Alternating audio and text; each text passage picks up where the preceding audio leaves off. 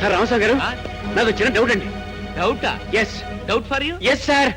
తప్పు నాయన, ఈ ఆఫీసులో నాకు తప్ప ఎవరికి డౌట్లు రాకూడదు. వస్తే అది నేరం బాబు.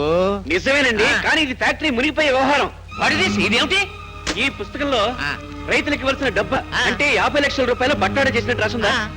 ఈ పుస్తకంలో ఆ 50 లక్షలు క్లాత్ ఎంపోరియం కి ఇతర షాపులకి 3 రూపాయలు వడ్డీకి ఇచ్చినట్టు రాసుంది. ఏది కరెక్ట్? మూసే మూసే మూసే మూసే. గుట్టు బయట పడితే గుట్టు చప్పుడు కాకుండా ప్రాణాలు పోతాయి. అలాగా? జరుగుతున్న మోసాన్ని ఇప్పుడే బసప్ గారితో చెప్తాను.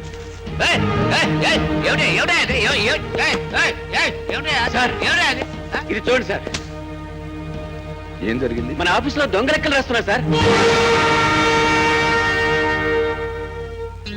ఏం రాశారు? రైతులకు ఇవ్వాల్సిన డబ్బంతా వేరే వాళ్ళకి వడ్డీకి ఇచ్చి ఇందులో దొంగ లెక్కలు రాశారు సార్. అయ్యా, ఈ విషయంలో నాకు ఎప్పుడు డౌట్ రాలేదండి. నార్మల్, వెంటనే ఎంక్వైరీ చేయించు. ఫ్రాడ్ ఎక్కడ జరిగిందో తెలుసుకుని 24 గంటల్లోగా వివరాలు నా టేబుల్ మీద ఉండాలి.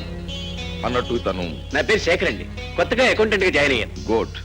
ఇతని ప్రమోషన్ పేపర్స్ కూడా నా టేబుల్ మీద ఉండాలి. Okay? Okay, thank you sir.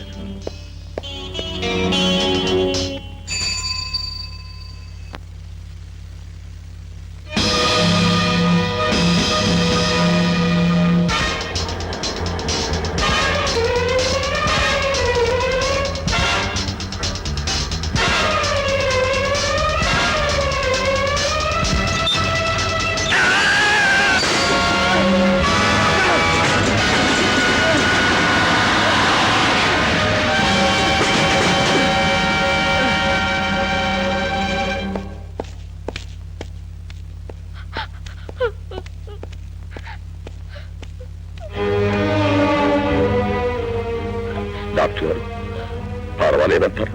Case చాలా సీరియస్ గా ఉంది. బహుశా అతను బతకపోవచ్చు, బతికిన కోమా నుంచి బయటపడకపోవచ్చు. బతకడేమోనని నాకు డౌట్ గా ఉందండి. రామస్వామి, పనికి మాలిన డౌట్లతో అమ్మాయి గుండెల్లో అవుట్లు బేల్చకు. చూడమ్మా, ఆ లారీ డ్రైవర్ నేను అరెస్ట్ చేయించాను. నేను టీ తాగుతుండగా ఎవరో నా లారీ తీసుకెళ్లి గుద్దేశాడు అని చెప్పుకుంటున్నాడు. అయినా సరే వాడిని విడిచిపెట్టాను. ధైర్యంగా ఉంది. పిల్లలు కూడా లేరట పాపం, చిన్న వయసు. అదేమన్న మాటలే, విధి లిఖితం. చూడు, ఈ అభాగ్యురాలి పేరు మీద 5,000 రూపాయలకి చెక్ రాసి నా టేబుల్ మీద ఉంచు. అలాగే. వెళ్ళొస్తానమ్మా, ధైర్యంగా ఉంది. మాట్లాడలేని స్థితి. బోస్బాబు అంటే మీరేనా? అవును. మా ఎస్ఐ గారు మిమ్మల్ని వెంటనే తీసుకురమ్మన్నారండి. వ్యవసాయం చెప్పకుండా ఆడకండి రమ్మంటావా? లారీ యాక్సిడెంట్ లో అతను గాయపడి హాస్పిటల్లో ఉన్నాండి. అతను మీ బోస్బాబుని తీసుకురమ్మని కలవరిస్తున్నాండి. అతని పేరు శేఖర్ అండి, షుగర్ ఫ్యాక్టరీలో అకౌంటెంట్ గా పనిచేస్తున్నాండి. అదంతా బోసా కాగితాల మీద సంతకాలు పట్టమాక. నేనే బోసు బాబు, నాతో ఏదో మాట్లాడాలన్నా.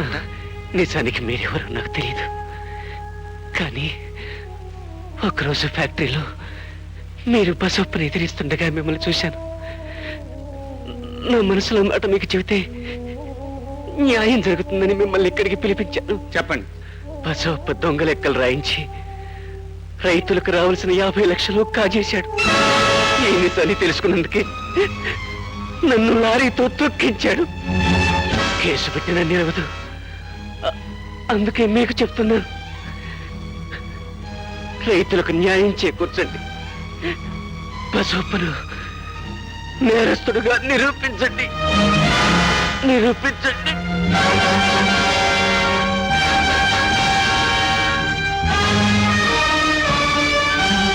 రామస్వామి, రామస్వామి, ఆ దొంగ లెక్కల పుస్తకాలన్నీ దాచేశావా? దాచేశాను. ఏమైనా డౌట్ ఉందా? చిన్న డౌట్. డౌట్ లేదండి. ఆ శేఖర్ గారు స్పోహలోకి వచ్చాట, ఏం బయట పెడతాడు ఏమో. ఆ సంగతి తెలిసే మా తమ్ముడు రాజుగారిని ఆసుపత్రి దగ్గర కాపలా పెట్టానండి. ఏం భయం లేదు. ఏమైందిరా? ఏమిటి? ఆ శేఖర్ గారు మన మార్కెట్ లో గొడవ చేసిన బోసు గారిని పిలిపించి ఆడికి ఏదో చెప్పి చచ్చిపోయాడు సార్. అపరాత్రి ఆ బోసుగాడు ఎక్కడున్నా సరే. ఏం బసవప్ప, దైవనామ స్మరణలాగా ఈ మధ్య నిత్యం నానామస్మరణ ఎక్కువైనట్లుంది నీకు? బోసు, ఒంట్లో ఉడుకురట్టం ఉంది కదా అని ఉత్సాహంతో ఉరకలు వేస్తే ఊపిరిపోయే ప్రమాదం జాగ్రత్త. ఎంతమందిని చంపుతావు? నేనెవరిని చంపలేదు. పోనీ చంపించావా? చంపించను లేదు. ఇప్పుడే చంపుకున్నావు నీ అంతరాత్మని. బసవప్ప, మనిషి డబ్బు సంపాదించొచ్చు, అధికారం సంపాదించొచ్చు, ఐశ్వర్యం సంపాదించొచ్చు, కానీ ఆ సంపాదనకు ఉపయోగించవలసింది తన స్వేదాన్ని కానీ ఎదుటివాడి శవాన్ని కాదు.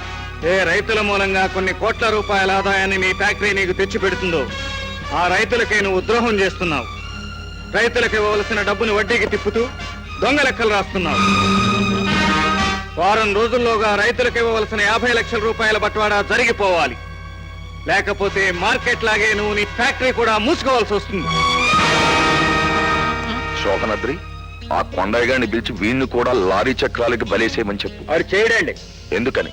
ఆడు కూతురు బోసుగాడు లవ్ ఆడుకుంటున్నారంట. పెళ్లి కూడా చేసుకోవచ్చంట. అయ్యా, ఈ గడుగ్గా కొండకు అల్లుడు అయితే ఈ లెక్కలదేముంది గానీ తమ గత జీవితం తాలూకు కూడికలు తీసివేతలు అల్లుడికి చెప్పాడు అనుకోండి, అప్పుడు ఫ్యాక్టరీతో పాటు తమ లైఫ్ కూడా మూతపడిపోతుందని డౌట్ అండి. అబ్బా రామస్వామి, నీ డౌట్లతో నా గుండెలో అవుట్లు బెల్చగా చేతనైతే ఏదైనా పరిష్కార మార్గం చెప్పు. అయ్యా, ఆ కొండయ్య గారి కూతురు మన మనుషుల్లో ఒకరికి ఇచ్చి పెళ్లి చేసామనుకోండి, అప్పుడు ఆ కొండయ్య గారు మన వైపు స్ట్రాంగ్ గా పడి ఉంటాడు. ఈ బోసుగాడు విరహ గీతాలు పడుకుని వీక్ అయిపోతాడు. బాబు గారు, నా తమ్ముడు ఎప్పటి నుంచో కొండయ్య గారి కూతురుని చేసుకోవాలని ముచ్చట పడుతున్నాడు. వీడికి ఇచ్చి చేయండి. శభాష్, అందం తక్కువైన అవసరానికి బాగా ఉపయోగపడుతున్నావురా.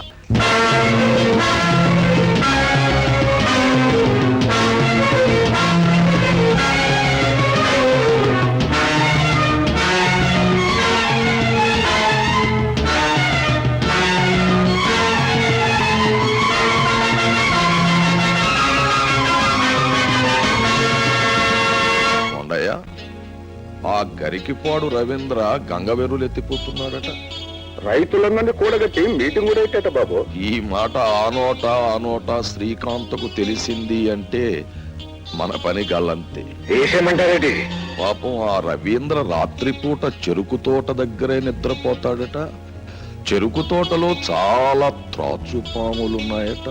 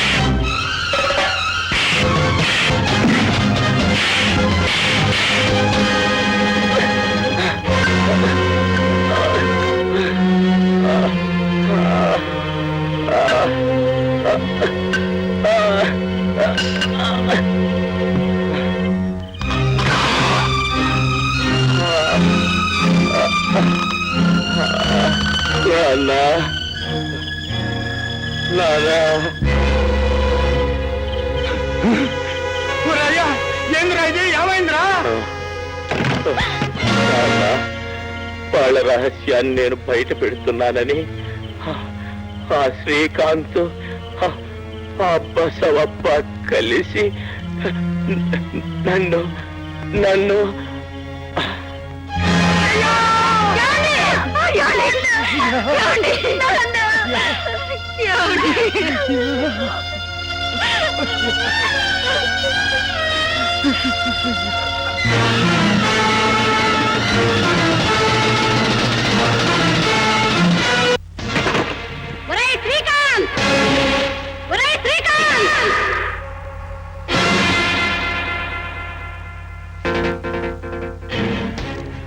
ఎందుకు వచ్చావరా నువ్వు ఈ ఊళ్ళోకి? రైతులకు మేలు చేయడానికా, వాళ్ళ ప్రాణాలు తీయడానికా? ఎవరమ్మా మీరు? ఎవరా? చెరుకు రైతులకు నువ్వు చేస్తున్న అన్యాయాన్ని ఎదిరించాడని హత్య చేయించావే ఆ రవీంద్ర భార్యను. నేను హత్య చేయించడం ఏమిటమ్మా? మీరేదో పొరపాటు పడ్డట్టున్నారు. పొరపాటు కాదు శ్రీకాంత్. రైతులకు ఫ్యాక్టరీలో షేర్లు ఇస్తానని మాట తప్పినందుకు నా భర్త నిన్ను ఎదిరించాడనేగా ఈ దారుణం చేయించింది. భర్తను పోగొట్టుకున్న ఈ ఎండు మోడు ఏం చేయగలదలే అనుకుంటున్నావేమో. నువ్వు చేసిన ఈ హత్యకు ప్రతీకారంగా రైతుల్ని రెచ్చగొట్టి తీసుకొచ్చి నిన్ను నీ ఫ్యాక్టరీని సర్వనాశనం చేయిస్తాను. చూడమ్మా, నువ్వు చెప్పేది వాస్తవం అయితే ఈ నేరాన్ని బసవప్పే చేసుంటాడు. రైతుల వాటాలు ఎవరికి వారికి పంచమని నేను ఎప్పుడూ చెప్పాను. రేపు ఉదయమే నువ్వు రైతుని తీసుకురా. ఆ బసవప్పను 10 మందిలో నిలబెట్టి చెప్పుతో కొట్టి నేరం ఒప్పించి వాడిని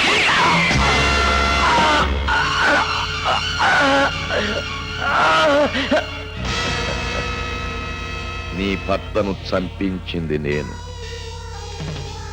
ఆయనతో పాటు నిన్ను కూడా చంపి శత్రు శేషం లేకుండా చేసుకుంటా. రివాల్వర్ ను పట్టుకున్నావు కదా సెప్పాస్. నీ వేలు ముద్దల దాని మీద పడాలని ఈ ప్లాన్ వేశాను. అతన్ని చంపిన హంతకురాలు నువ్వేనని నిన్ను పోలీసులకు అప్పగిస్తాను. నేను నేరం చేసే బయటకు వెళ్తాను రా. నిన్ను చంపి పోలీసులకు అప్పచెప్తాను.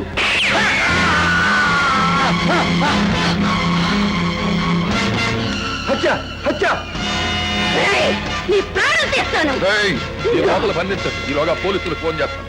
అలా నన్ను ముద్దాయిని చేసి జైలుకు పంపాడు. ప్రాణాలు కాపాడుకోవడం కోసం ఒక హంతకుణ్ణి చంపిన నేను 14 సంవత్సరాలు జైలు గోడల మధ్య కుమిలిపోయాను. భర్తను పోగొట్టుకుని బిడ్డకు దూరమై అన్యాయానికి గురై కటకటాల మధ్య కుమిలిపోయిన ఒక ఆడదాని మనస్తత్వం ఎలా ఉంటుందో మీరే ఆలోచించండి. హంతకుణ్ణి చంపిపోయిన నాకు జైలు శిక్ష, నమ్మిన వాళ్ళందరినీ రక్తపు మడుగులో పడవేసిన ఆ నీచుడు నిర్దోష. మీరే చెప్పండి.